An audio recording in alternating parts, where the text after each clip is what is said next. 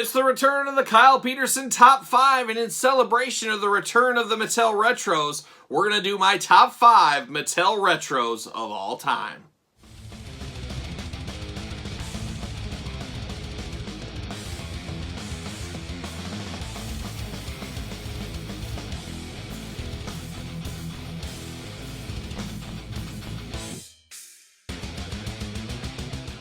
Welcome everyone, Kyle here, and welcome back to the channel for another rendition of the Kyle Peterson Top 5. Every single week on the channel, we count down my top 5, or sometimes top 10. It could be a wrestling toy line, it could be a character, it could be a specific gimmick. You just never know what it might be. And today, in honor of the return of the Mattel Retros, and if you missed the unboxing of this, look back on the channel as I did unbox this week. But in anticipation of the return, I started thinking. I said, you know, it's time to do a top 5 or top 10. And we settled on a top 5 here. A top 5 countdown of my favorite Mattel Retros that have come about so far. So it's been an interesting ride on this retro journey, from the highest of highs to the lowest of lows, with some crazy distribution along the way, all the way to taking a couple years off. It's about 2 years off, roughly.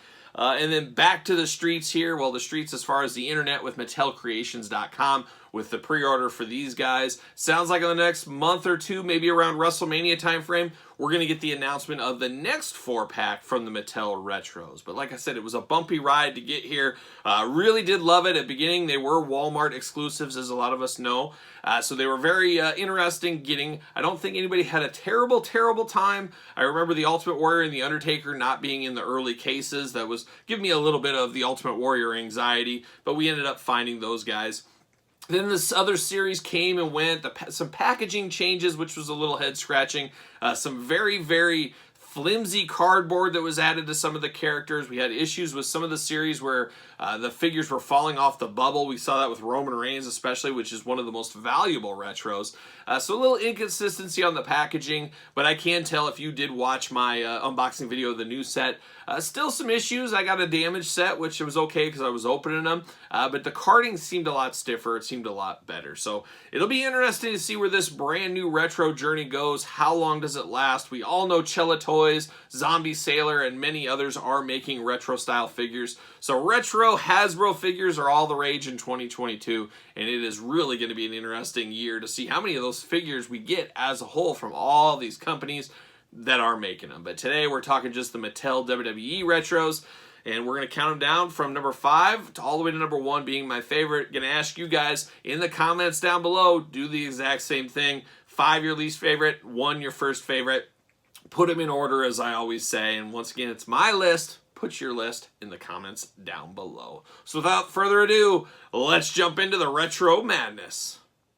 All right, we start off at number 5, and we start off hot. One of the all-time wrestling greats, many people's favorite wrestler of all time, the man that was defeated by the Ultimate Warrior at WrestleMania 7. Who am I talking about? We're talking about the Macho Man, Randy Savage. All the way back from the 2019 release of Macho Man here in the retro line. Of course, you guys know I do have a mint-on-card set and a loose set of these retros. Man, these are my playing days. These are what I'm about, so I have to have a double-up club on all of these.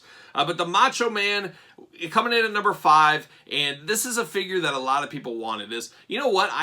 One of these days we'll do a top 10 Hasbro. That'll be very difficult for me to do, but I can tell you the Macho Man Series 1 will be in that list because I think that is one of the most iconic ones of all time, but also one of the funnest to play with. You know, we always had some that were god-awful to play with as far as Hasbro's, and some that really worked good, and Macho Man was one of the perfect ones. He was ready to do the elbow, great punches. There was a lot going on with that Macho Man. And then there is, for those that really know the Hasbro lore, there was, what was it, JCPenney's catalog. They had a Macho Man in green. There was a prototype version that Matt Cardona owns, I'm fairly certain to this day.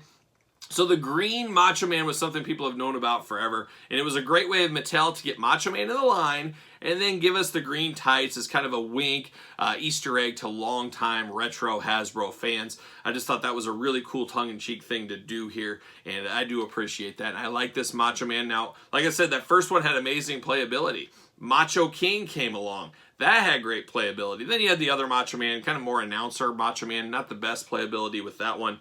But very interesting. The Macho King had a very similar gimmick style to this one, which was one of the better Hasbro gimmicks as far as I was concerned. But I do like this Macho Man a whole lot, and that's why he's at number 5 on my list. Just really cool to get Macho Man back in the line, of course, and then to get a version that we never got from back in the day for everybody. Just really cool idea by the Mattel team. So number 5, the Macho Man, Randy Savage. All right, we're at the number 4 spot on the list, and number 4 comes to one of my all-time favorite wrestlers as well. Now, this incarnation of the character is not my favorite version he did. As we all know, if you followed along, I'm a Cactus Jack guy. But that being said, I do got a soft spot for Mankind. Yes, all Mankind I have a soft spot for. There you got the loose one here as well. Mankind, another fabulous figure. Very much like the Macho Man, one of the better poses here, one of the better action features. You guys know I love face paint. You know I love masks, so I couldn't leave him off the list. Mankind, Mick Foley, definitely deserved to be in this list. But there are some purists out there that wanted just characters from way back in the day. Not so much Attitude Era people. I'm okay with a breath of everybody in there. I would just maybe leave off some of the modern day guys, and it sounds like that is the road Mattel is going down in the future here. It's going to be just retro guys, which I think they will include the Attitude Era and stuff like that. But I do like this one a whole lot. This was Series 2, I believe. Let's see what year this came out. 2017, so 2 years before that Macho Man figure. But very, very cool looking one here. The mask, of course. He's got the mandible claw molded in. A lot of good playability with this figure. If this came out when I was a kid, this would be one of my all-time favorite ones because of the playability with this one. Just all kinds of different stuff you can do. And, of course, he did such crazy moves. I can see kids, dropping them off top of their bed, doing all kinds of stuff like that. Mankind, very, very fabulous. I would have loved a Cactus Jack. Who knows? Maybe one of these days we'll get a Cactus Jack and a Dude Love in the Mattel Retros. But I think they made the right choice for as what popular demand would be. I'd have to say Mankind is his most popular character of all time. As much as I like Cactus Jack, I think most people would tell you they prefer Mankind. And hey, I get it. I'm just happy we got this one. A very, very cool one. And that's why he comes in at number 4 on my top 5 list. All right, we're at the halfway point of our top 5 Mattel Retro countdown, and we are at number 3. Make sure you put your list in the comments below, and make sure you put them in order. But number 3 is the all-time great, the greatest wrestler of all time. You knew he'd have to be on the list, but he's only coming in at number 3. We're talking about Series 1. We're talking about the Ultimate Warrior. Of course, we got the old loose Ultimate Warrior right here. Love this Warrior, love getting Warrior in this line. This was what really brought a lot of excitement to this line for me, and I'm sure some other people out there. I was a little nervous, though, when he was a little harder to get at first. It took me a while to track the Warrior down, but I was very happy when I got him tracked down. But the Warrior, iconic. Nothing screams retro like the Warrior. We got 3 Warriors back in the Hasbro day, so I know some people say, oh, we didn't need him again. We don't need that many Warriors. But man, Warrior sells. He's got face paint. People love him. You got to go hot. And this being a Walmart exclusive line at the time, you had to have some heavy hitters in there. And the Ultimate Warrior, The Undertaker, John Cena, Brock Lesnar, Kevin Owens. Who was the other one? Roman Reigns, I think I said that. But that was quite the heavy hitter lineup for a Series 1 Walmart exclusive. And the Ultimate Warrior was the heaviest hitter of the bunch, if you ask me. But absolutely love to get more Warriors. More Warriors, the better. I'll never turn down an Ultimate Warrior. But that being said, I got to take that step back. This Warrior is okay, but it's not as iconic. My favorite Warrior still in retro form is the 3rd Warrior we got way back in the day. That was my funnest to play with. That was the most playability-wise fun one, I guess. But this one is very cool, very iconic. Just not as good as my number 1 and number 2, but very, very close. He's Warrior. He's iconic. I love him. You guys know that. And that's why he comes in at number 3 on my top 5 retro figures. All right, we're down to the final 2. Who's going to be? Do you got your list together? Stay tuned. But number 2 is a sleeper one. One I was excited about. One I wasn't clamoring for back in the day like a lot of people. But one, once it came, I was all in for. And who am I talking about? Well, we're talking about old Big Daddy Cool. We're talking Diesel. And, of course, we got the loose one as well. Very, very hard to get in this time now as we film this, and it was a little harder to get back then. We talked about distribution being very funky, especially towards the end of retros. This was a set that was very hard to get. I think 2019 probably. Yep, 2019. Diesel, I love the big man. I like him more as Kevin Nash WCW era than I did Diesel. I would say when he was Diesel and when he was really coming about, that was my most down I'd ever been in pro wrestling. I never stopped watching since I started watching shortly after WrestleMania 3, but I was the most down on the product then, or the most disinterested in my entire life during the Diesel time frame, kind of that early 90s stuff. Just after the glory days of the WWF, I guess. It just seemed to have lost its luster a little bit after the steroid trial. You guys know all that story. But Diesel was one a lot of people were wanting back in the old Hasbros. I can't say I really was really wanting that. I didn't even know the green cards existed until many years later when I finally got the internet, and I thought they weren't even real. I was like, I never saw these. I didn't even know they existed. But the green cards were very cool. But, you know, there was going to be an orange card set and stuff like that. And we felt that Diesel was going to be down the line a little bit. So it's really righting a wrong. A lot of people are saying, give us that Diesel. Much like Jeff Jarrett, the Zombie Sailor's coming out with. There were some of those guys that might have been earmarked to be coming out in Hasbro. We're finally getting them all these years later. But Diesel, you know, a big figure, a guy that would have fit in back then. A champion, of course, and one the public wanted. I didn't necessarily want this one a ton, but once it came here, I really do like it. I like the action here. They gave this with Braun Strowman and Diesel. Very good big figure. A little bit maybe too big, if that is a thing, but scale was all over in Hasbro. Some people say they were scaled great. I don't believe they were scaled great. I love them, of course, but Diesel fits in fine, but he does skew just a hair bigger than I think he should, especially in the head department. He's got a huge, huge head on this one, but all in all, a very, very solid figure. Unfortunately, it is pretty rare at this point, but very cool to get in the Mattel Retro wave, and that's why he comes in at number 2. Who's going to be number 1?